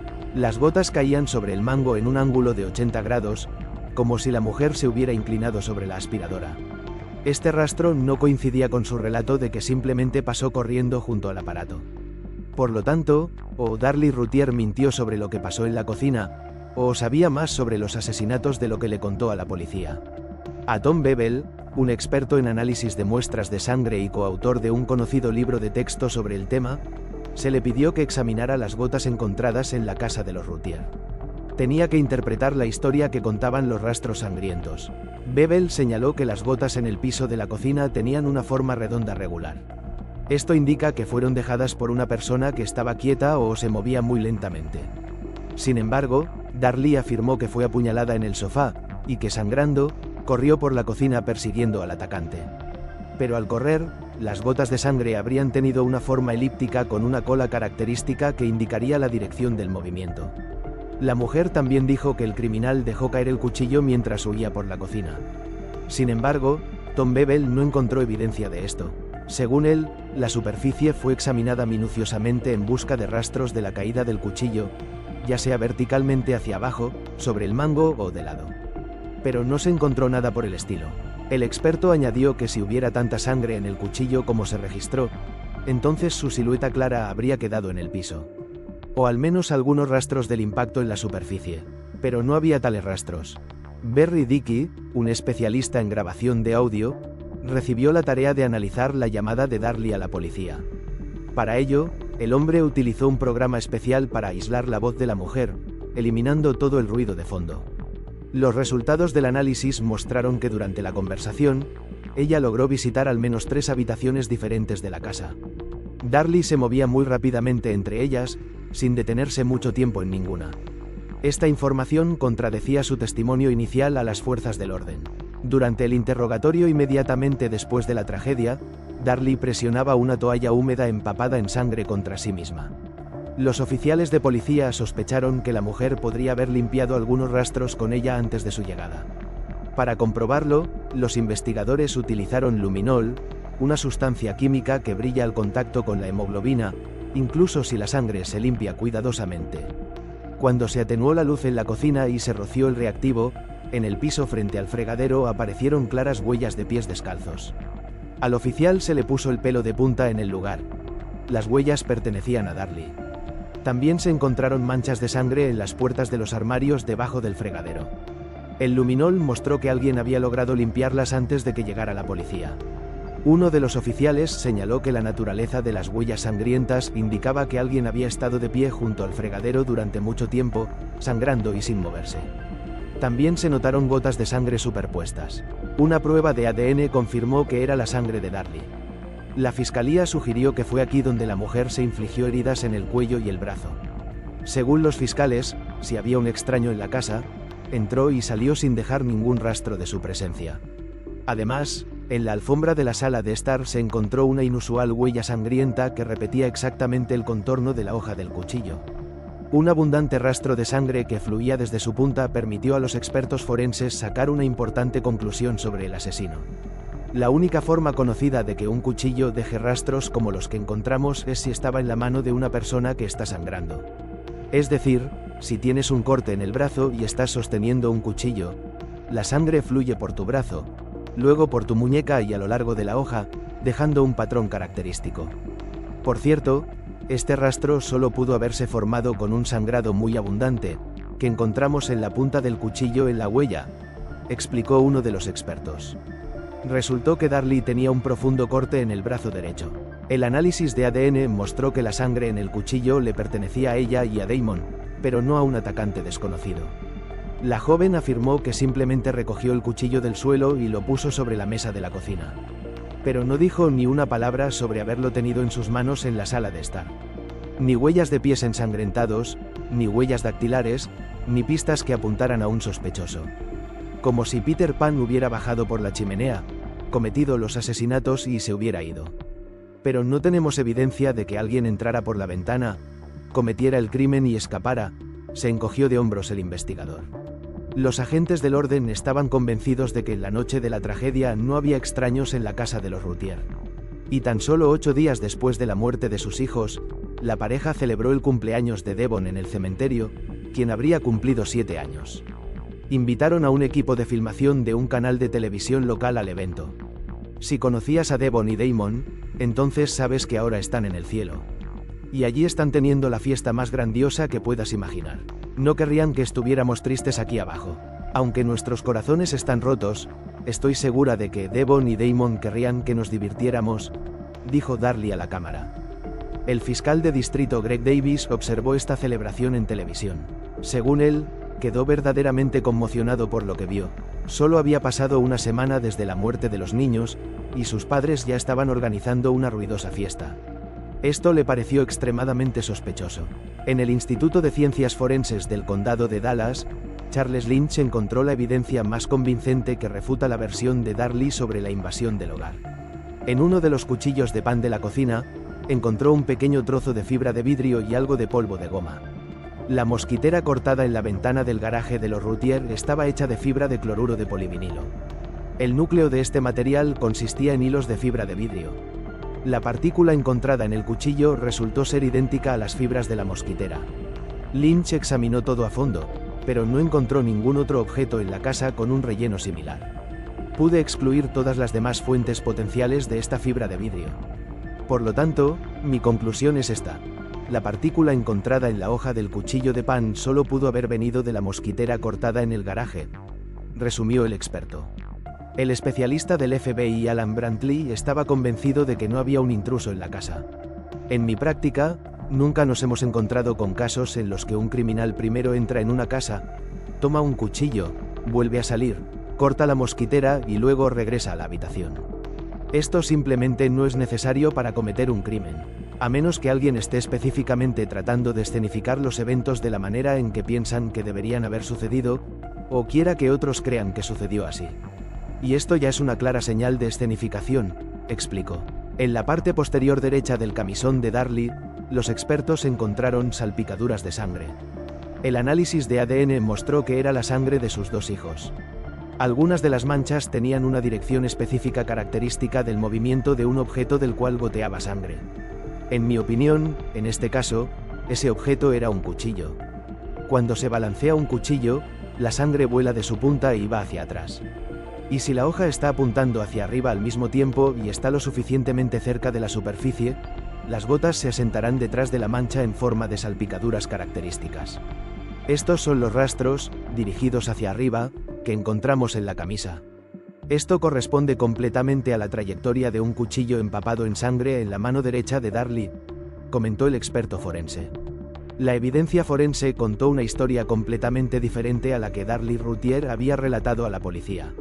La fiscalía creía que los asesinatos fueron planeados de antemano. Supuestamente, la mujer deliberadamente persuadió a sus hijos para que durmieran con ella en la sala de estar esa noche. Y en algún momento después de las 2 de la mañana, tomó un cuchillo de pan de la cocina y con él cortó la mosquitera en el garaje. Luego devolvió el arma a su lugar, dejando en ella fibras microscópicas que los expertos descubrieron más tarde. Para su horrible plan, Darlie eligió el cuchillo más grande y afilado de la casa. Las salpicaduras de sangre en la espalda del camisón demostraron que el arma homicida había estado en su mano derecha todo el tiempo. Se asume que la mujer incluso se quitó la ropa interior para escenificar. De pie junto al fregadero de la cocina, Darlie se infligió heridas en el cuello y el brazo. Pero luego sucedió algo inesperado. Damon, a quien se creía muerto, de repente se arrastró por el suelo. La madre se dio la vuelta y lo apuñaló 2 veces más. La huella sangrienta de la hoja en la alfombra fue dejada por la sangre de su brazo cortado, que para entonces ya estaba fluyendo hasta la punta. La grabación de la llamada al 911 confirmó que Darlie corría rápidamente entre habitaciones, escenificando un allanamiento y limpiando ciertos rastros de sangre. Sin embargo, este plan fracasó, no pudo engañar a la investigación. Es difícil de comprender, pero los niños simplemente se interpusieron en su camino. Interfirieron con el estilo de vida al que estaba acostumbrada, sus aspiraciones y planes para el futuro. Y Darlie simplemente decidió que estos niños ya no estarían en su vida, resumió el fiscal. Darlie Routier fue arrestada y acusada del asesinato intencional de sus 2 hijos. Darren negó cualquier participación en el crimen, y no se abrió ningún caso en su contra. En su libro, Sangre sucia, la escritora Barbara Bentley sugirió un posible motivo para la tragedia. Para ser honesta, no hubo una sola razón por la que Darlie Routier cometió este crimen. Fue un complejo de factores. Y no se trataba de dinero, simplemente estaba cansada del montón de nacimientos y la responsabilidad total de la familia y el hogar. Más tarde resultó que Darren apenas la ayudaba con los niños. La pareja Routier creó la ilusión de una familia ideal y maravillosos padres. Pero en realidad, su vida familiar era una mentira total que demostraron al mundo entero. Darlie Routier fue declarada culpable de asesinato en primer grado y condenada a muerte. Actualmente se encuentra en el corredor de la muerte a la espera de su ejecución. Texas es un estado bastante conservador. Y quiero que todos entiendan, aquí no se puede simplemente matar a tus propios hijos y seguir viviendo pacíficamente. En mi opinión, Darlie recibió exactamente lo que se merecía. Quizás incluso le dimos más justicia de la que merece. Pero si recuerdas sus acciones inhumanas que la llevaron a la sala del tribunal, hicimos todo lo que nuestro sistema permite. Esta mujer merecía estar en el corredor de la muerte y debe ser ejecutada, dijo uno de los miembros del jurado. El 27 de julio de 2017 se convirtió en una fecha horrible que cambió para siempre la vida de la familia Valtera de la ciudad de Ichapaluca de Morelos, en México. Esa mañana, como de costumbre, Arlondo fue a trabajar y Cira se despertó para preparar el desayuno de los niños. Estaba cuidando de su sobrina de 2 años y le pidió a su hija Mariana, de 18 años, que fuera a la tienda a por huevos y bacon para la comida de la mañana. Aunque Cira nunca había mandado a su hija sola de compras, llevaba tiempo pensando en darle más libertad a Mariana. Después de todo, la chica ya era bastante mayor y la tienda estaba a solo 50 metros de la casa. Alrededor de las 9:30 de la mañana, Mariana cumplió con la petición de su madre y se dirigió a la tienda, aún en pijama. Pero solo pasaron unos minutos antes de que un recado doméstico ordinario se convirtiera en una situación terrible. Cuando Cira se dio cuenta de que Mariana había estado fuera de casa demasiado tiempo, se vio invadida por el pánico. Con su sobrina en brazos, se apresuró a buscar a su hija. La mujer recorrió todo el camino que la chica debería haber tomado para llegar a la tienda y preguntó a los vendedores si habían visto a Mariana. Respondieron que había venido a comprar huevos y bacon hacía muy poco, pero que luego había salido de la tienda. En ese momento, se confirmaron los peores temores de Cira. Interrogó a los vecinos y trabajadores de los establecimientos de la zona, pero nadie sabía nada. No se veía a Mariana por ninguna parte. Confundida y sin saber qué hacer a continuación, Cira volvió a casa, dejó a su sobrina al cuidado de su hijo menor y salió de nuevo. Esta vez la acompañaba una vecina que se dio cuenta inmediatamente de la ansiedad que embargaba a la madre. Ambas mujeres continuaron la búsqueda, pero sin éxito. Mariana Valtera había desaparecido sin dejar rastro. Desesperada, Cira llamó a su marido Arlondo para informarle de lo ocurrido. El hombre le aconsejó que denunciara la desaparición de su hija a la policía y se dirigió inmediatamente a casa. Pronto todos los familiares y amigos de la familia se unieron a la búsqueda. A petición de Cira y Arlondo, también llegaron al lugar agentes de la ley. Preguntaron si la chica podía haberse ido a ver a un chico o a una amiga. Cira negó con seguridad esa posibilidad. Según ella, Mariana no tenía novio y no tenía la costumbre de ir a ninguna parte sin avisar. Además, estaba en pijama y llevaba la compra. Así, los padres de la chica se dieron cuenta de que apenas podían esperar ayuda de las autoridades, como habían pensado inicialmente. Entonces la familia y todas las personas solidarias que les apoyaron en ese difícil momento empezaron a buscar por su cuenta. Imprimieron carteles con una foto e información sobre Mariana Valtera y los colocaron por todo el distrito. Además, compartieron mensajes de búsqueda en las redes sociales y peinaron incansablemente cada rincón de la ciudad con la esperanza de encontrar a la chica. Más tarde, los padres de Mariana solicitaron el acceso a las grabaciones de las cámaras de vigilancia de la zona. Pero esto tampoco proporcionó ninguna pista. Las cámaras no funcionaban y nadie notó ni escuchó nada sospechoso. Cayó la noche y la desesperación se agudizó en el hogar de la familia Valtera Valenzuela. Nadie podía creer la realidad de lo que estaba sucediendo. Se encontraron en su peor pesadilla. En la mañana del 28 de julio, la situación no mejoró en absoluto, solo intensificó el dolor de Cira y Arlondo. De repente, alrededor de las 8 de la mañana, recibieron una llamada del cuñado de Cira, quien informó que un coche patrulla se había detenido cerca de la carnicería, al lado de la tienda donde Mariana había ido de compras el día anterior. Varios agentes de policía salieron del coche y Cira, sin perder un segundo, se dirigió inmediatamente hacia ellos en cuanto escuchó la noticia. La mujer interceptó a los agentes del orden con la esperanza de obtener alguna información de ellos. Desafortunadamente, en lugar de noticias alentadoras, la policía informó de una noticia terrible. En la mañana del 28 de julio de 2017, no lejos del hogar familiar donde Mariana Valtera vivía con sus padres y su hermano menor, se descubrió el cuerpo sin vida de la chica. La inocencia de esta joven se convirtió en el blanco perfecto para la mente depravada de un individuo que la acechó cuidadosamente para llevar a cabo su horrible plan: violarla y matarla. Sin siquiera molestarse en ocultar las huellas del crimen, desapareció de la escena en cuanto obtuvo lo que quería. Desafortunadamente, en lugar de noticias alentadoras, la policía informó de una noticia terrible. En la mañana del 28 de julio de 2017, no lejos del hogar familiar donde Mariana Valtera vivía con sus padres y su hermano menor, se descubrió el cuerpo sin vida de la chica. La inocencia de esta joven se convirtió en el blanco perfecto para la mente depravada de un individuo que la acechó cuidadosamente para llevar a cabo su horrible plan: violarla y matarla. Sin siquiera molestarse en ocultar las huellas del crimen, desapareció de la escena en cuanto obtuvo lo que quería. Mientras tanto, la familia de la chica quedó completamente destrozada por la pérdida de su tesoro más preciado. Los habitantes de Ixtapaluca de Morelos, uno de los municipios del Estado de México donde tuvo lugar este horrible suceso, compartieron los devastadores sentimientos que dejó este ataque. Sin dudarlo ni un segundo, se unieron en una lucha implacable por la justicia que la chica merecía. y también para poner fin a la interminable violencia contra las mujeres en el país. Durante 2 años, los investigadores hicieron todo lo posible, utilizando los recursos disponibles, para dar con el criminal y ponerlo entre rejas. Alertas internacionales, recompensas monetarias por proporcionar información y operaciones de búsqueda a gran escala fueron solo algunos de los pasos dados para finalmente detener al vil asesino que se llevó la vida de Mariana Valtera el 29 de agosto de 2019. Mariana Jocelyn Valtera Valenzuela nació el 24 de noviembre de 1998 en la ciudad de Ixtapaluca de Morelos, Estado de México. Nació prematuramente, antes de lo que los médicos y sus padres esperaban. Por eso tuvo que pasar los 2 primeros meses de su vida en el hospital, bajo la estrecha supervisión y cuidado de los profesionales médicos. Cuando el peligro había pasado y la bebé alcanzó el peso óptimo pronosticado por los médicos, Mariana finalmente recibió el alta para irse a casa.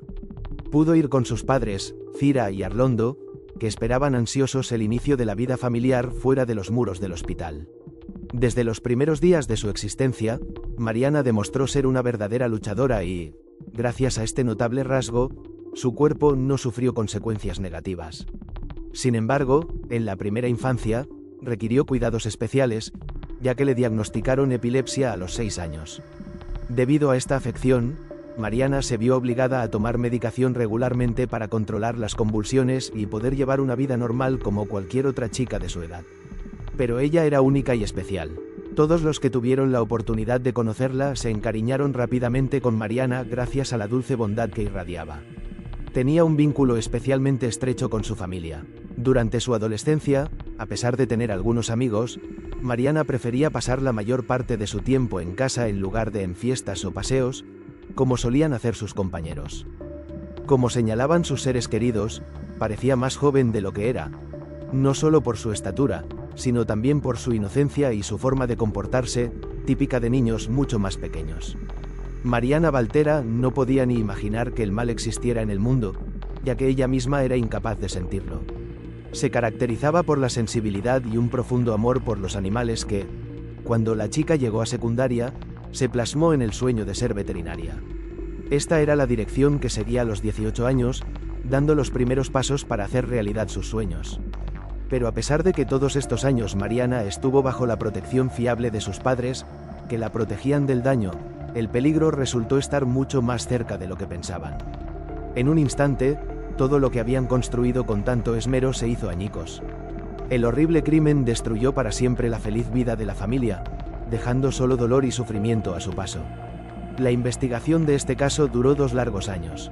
Los investigadores hicieron todo lo posible para encontrar y castigar al asesino, pero durante mucho tiempo todos los intentos resultaron infructuosos.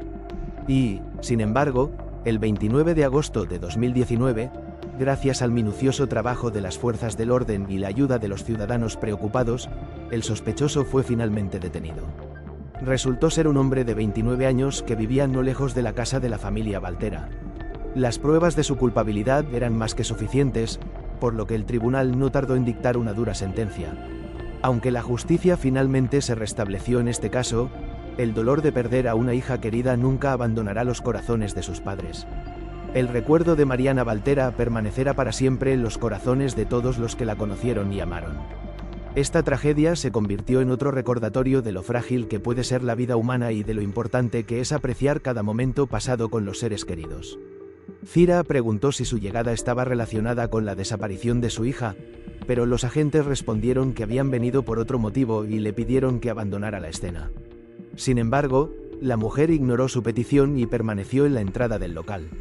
Los agentes de la ley entraron en la carnicería para cumplir con sus obligaciones.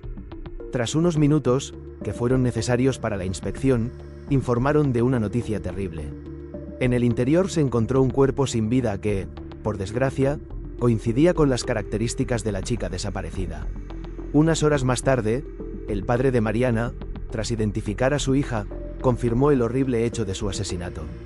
Mientras el impacto de la tragedia se extendía por cada rincón de Ixtapaluca de Morelos, afectando a miles de sus habitantes, el mundo de Cira y Arlondo se hizo añicos en menos de un día. La familia que habían construido con tanto esmero se sumió ahora en un abismo de vacío. Sin embargo, con el apoyo de sus seres queridos, la pareja tuvo que reunir todas sus fuerzas para soportar la larga y agotadora investigación que había que llevar a cabo para averiguar la verdad sobre lo ocurrido. Pero ante todo, para dar con el canalla que había truncado sin piedad la vida inocente de la joven Mariana Valtera. Al recibir la noticia que no podían haber imaginado ni en sus peores pesadillas, Cira y Arlondo se enteraron de que los agentes de la ley habían visitado la carnicería, donde ellos mismos habían acudido en repetidas ocasiones en busca de Mariana, tras una alarmante llamada del dueño del establecimiento. Ese fatídico día, viernes 28 de julio, el hombre, como siempre, acudió a la tienda, pero nada más cruzar el umbral, advirtió unos espeluznantes charcos de sangre en el suelo. Al principio, supuso que era el resultado de un accidente que le había ocurrido a uno de sus empleados que vivía en el piso superior con su permiso. Pero cuando subió, se encontró con el cuerpo sin vida de una chica e inmediatamente informó del terrible hallazgo a las autoridades.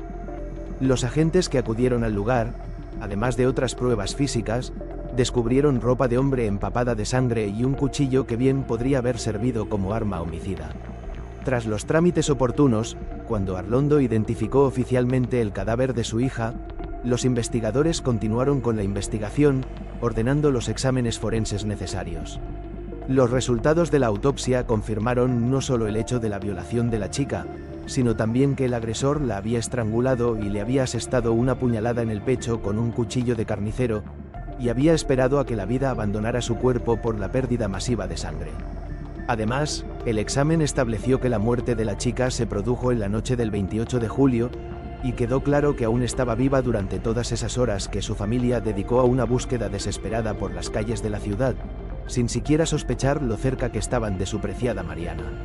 Al mismo tiempo, los investigadores escucharon el testimonio del dueño de la carnicería, quien aseguró que el jueves 27, es decir, el día de la desaparición de Mariana Valtera, el establecimiento estaba cerrado. Era una práctica habitual el último jueves de cada mes, ya que el dueño dedicaba ese tiempo a cuestiones contables y administrativas en su domicilio, mientras su subordinado limpiaba la tienda. El hombre también añadió que en las últimas 2 semanas, el empleado, que más tarde fue reconocido como el principal sospechoso, había vuelto a trabajar y, como no tenía dónde alojarse, el dueño le había asignado una habitación en el piso superior de la tienda. Ante la noticia de la fuga del asesino, el dueño de la tienda se unió inmediatamente a la búsqueda del sospechoso, proporcionando a la investigación las direcciones de los familiares del criminal que conocía. Además, se obtuvieron imágenes de videovigilancia, aunque no de la calle ni de la tienda donde había entrado Mariana. En las imágenes se ve claramente a la chica saliendo de la tienda con el bacon y los huevos en la mano, pero unos minutos antes, la misma cámara captó la imagen del hombre al que ahora intentaban encontrar. Esta información confirmó que el autor del delito estaba muy cerca de su víctima y ya entonces la consideraba como una presa a la que iba a cazar. Al mismo tiempo, los detectives se enteraron por el dueño de la carnicería de que, en el momento en que se descubrió el cadáver, faltaban 2.000 pesos mexicanos de la caja registradora. Esto le dio motivos para creer que el empleado sospechoso había robado el dinero para asegurar su huida. Considerando todas las pruebas reunidas, la investigación llegó a la conclusión de que el único sospechoso probable del crimen contra Mariana Valtera era Juan del Cruz Quintero Martínez. El monstruo apodado El Güero era bien conocido por los vecinos que frecuentaban esta carnicería. Incluso Cira y Mariana lo habían visto más de una vez cuando venían aquí juntas de compras. Quintero Martínez había estado trabajando en este establecimiento desde el año anterior, hasta el trágico suceso. Una vez, cuando la chica tenía 16 años, le confesó a su madre que esta persona le daba miedo. Sorprendida por la inesperada revelación de su hija, Cira le preguntó si alguna vez le había hecho algún comentario inapropiado o se había comportado de forma extraña con ella. La chica lo negó, pero señaló que algo en su mirada despertaba en ella sensaciones escalofriantes. Cira coincidió en que, efectivamente, tenía un aspecto siniestro, como si se hubiera desconectado del mundo exterior. La mujer también se dio cuenta de que el resto de los empleados se comunicaban y bromeaban entre sí de forma distendida, mientras que él siempre se mantenía al margen y era más bien insociable. Sin embargo, ninguna de estas observaciones proporcionaba motivos suficientes para contactar con la policía o cualquier otra autoridad. Afortunadamente, poco después el hombre dejó abruptamente de trabajar en la carnicería. Esto ocurrió después de que sufriera un accidente, a consecuencia del cual se hizo una cicatriz en la pierna y quedó discapacitado, algo con lo que se ve obligado a vivir hasta el día de hoy. Durante mucho tiempo no se supo nada de él hasta que regresó a su antiguo lugar de trabajo a principios de julio de 2017. Al enterarse del regreso del siniestro empleado, Cira tomó la decisión de no dejar que Mariana volviera sola a la carnicería, prefiriendo visitar el establecimiento ella misma. Pero apenas 2 semanas después, tuvo que darse cuenta de que ni siquiera esta medida de precaución era suficiente. Quintero Martínez consiguió llevar a cabo su cruel plan para con la indefensa chica. Vigiló de cerca cada uno de sus pasos, esperando la oportunidad adecuada para atraerla a la carnicería, sabiendo que ese fatídico jueves estaría allí solo. En cuanto vio pasar a Mariana, esperó pacientemente a que volviera a aparecer en el umbral de la tienda para aprovecharse de su naturaleza confiada. Para secuestrarla, ocultándose de miradas indiscretas, y luego matarla sin piedad. Durante la investigación de este horrible crimen, los detectives se enteraron de que unos años antes, después de que Quintero Martínez sufriera un accidente y se viera obligado a dejar su trabajo en la carnicería, regresó a casa de su madre porque había perdido la capacidad de trabajar y no tenía otro lugar donde vivir. En ese momento, las hermanas del hombre advirtieron que estaba tratando cruelmente a su propia madre e incluso había intentado una vez quitarle la vida de la misma manera que luego hizo con Mariana. Por eso, cuando la policía fue a buscar a Quintero Martínez a las casas de sus familiares, no lo encontraron allí. Ni siquiera los familiares más cercanos del sospechoso querían verlo. Esto causó una considerable preocupación entre los investigadores, ya que Quintero Martínez no solo estaba acusado de un brutal asesinato, sino que también representaba una amenaza real para la sociedad, por lo que era de vital importancia encontrarlo lo antes posible y ponerlo entre rejas. La noticia del trágico destino de Mariana Valtera traspasó Ixtapaluca de Morelos y adquirió relevancia nacional gracias a los medios de comunicación, y comenzó una búsqueda a gran escala de su asesino. La fotografía de Quintero Martínez apareció en las portadas de los periódicos y en los carteles de la campaña para que el mayor número posible de personas conociera su búsqueda y captura. Determinar el paradero del delincuente resultó ser una de las tareas más difíciles para el equipo de investigación. Al fin y al cabo, tenían que tratar con un individuo que no utilizaba dispositivos electrónicos en absoluto. No tenía ni teléfono móvil ni cuentas en redes sociales. Nadie sabía dónde podía estar escondido, y ninguno de sus conocidos mantenía contacto con él. Las autoridades se vieron obligadas a anunciar una recompensa monetaria de hasta 500.000 pesos mexicanos para cualquiera que pudiera proporcionar información actualizada y útil para ayudar a localizar y detener al asesino. Además, en cooperación con organismos internacionales de todo el continente americano, se distribuyeron avisos de búsqueda del sospechoso, en los que los medios de comunicación desempeñaron un papel importante. Sin embargo, todos los esfuerzos de los investigadores por encontrar a Quintero Martínez no dieron resultado. Parecía como si se hubiera esfumado en el aire. Al menos eso es lo que pensaban todos hasta el 29 de agosto de 2019, cuando, a una distancia de más de 500 kilómetros de Ixtapaluca de Morelos, finalmente fue avistado y detenido en la intersección de las calles Burgos y Bustamante, en pleno corazón de la ciudad de Oaxaca. Es de destacar que ni siquiera intentó resistirse. En pocas horas, Quintero Martínez fue trasladado en avión al Estado de México y puesto bajo custodia. El sábado 7 de mayo de 2022, durante el juicio contra él, la Fiscalía General presentó pruebas convincentes que apuntaban inequívocamente a su culpabilidad en el asesinato de Mariana Jocelyn Valtera Valenzuela. Ese día se dictó un veredicto según el cual Juan del Cruz Quintero Martínez fue condenado a la pena más severa prevista por la ley mexicana. Además de la cadena perpetua, se le ordenó pagar una multa de 400.000 pesos, indemnizar los daños materiales por un importe de 360.000 pesos, y también pagar una indemnización final por daños morales por un importe de 80.000 pesos. Y aunque fue un cierto alivio para la familia Valtera Valenzuela darse cuenta de que nunca más podría volver a hacer daño a otras chicas jóvenes, la pérdida de Mariana dejó una herida sin cicatrizar que tendrían que vivir hasta el final de sus días. Tras esta terrible tragedia que destruyó por completo el amor y los lazos familiares, Cira se dedicó a impartir conferencias en las que no solo comparte su dolor con otras víctimas de violación, sino que también advierte y condena las atrocidades que se cometen contra las mujeres en México cada día. El caso de Mariana Valtera dejó al descubierto una dura realidad que a todos concierne y que contradice a quienes se atreven a culpar a la víctima. La chica estaba protegida por sus padres y advertida de los peligros de este mundo, pero una fatídica mañana salió a la calle en pijama a comprar víveres para el desayuno y se encontró con el mal que la esperaba a la vuelta de la esquina. Esta historia es un doloroso recordatorio de cuán vulnerables pueden ser las personas inocentes ante la crueldad y la injusticia. Nos llama a estar atentos, a ser solidarios y a unirnos en la lucha contra la violencia en todas sus formas.